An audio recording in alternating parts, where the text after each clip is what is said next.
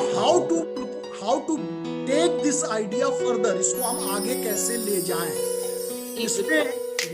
इसमें पहला जो हमने उपक्रम किया वो किया था, आश्रम चौपाल आयोजित की थी जिगना गांव में, गोंडा जिले के उत्तर प्रदेश में।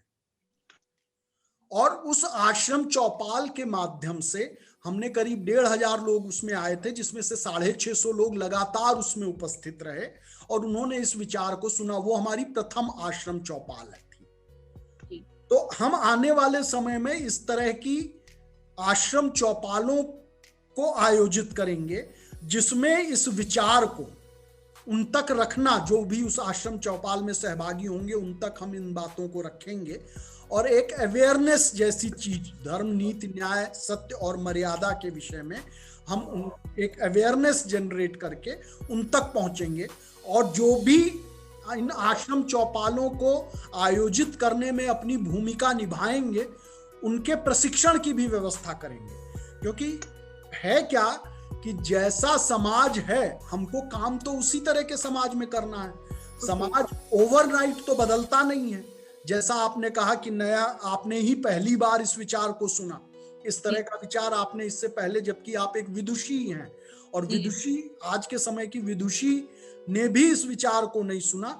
ये हमारी शिक्षा व्यवस्था पर बहुत बड़ा प्रश्न चिन्ह खड़ा करता है।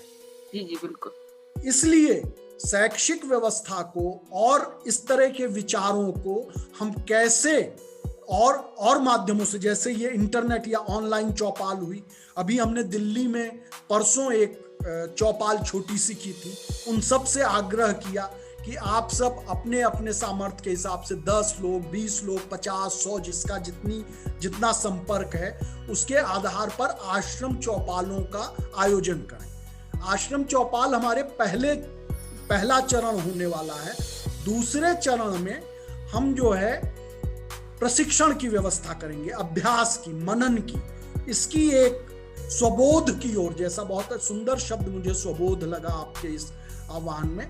स्वबोध का जो भाव है वो प्रत्येक व्यक्ति में जागृत हो। स्वबोध जागृत होने से अन्य बातें अपने आप आने लगती हैं। स्वबोध होगा तो हम अपैरेटस नहीं बनेंगे, हम मनुष्य रह जाएंगे। इसलिए कई बार हम कहते हैं कि आश्रम परंपरा मनुष्य को मनुष्य बनाने की तरफ एक क्रिया है, वो उसे अपैरेटस बनने से रोकने की क्रिया।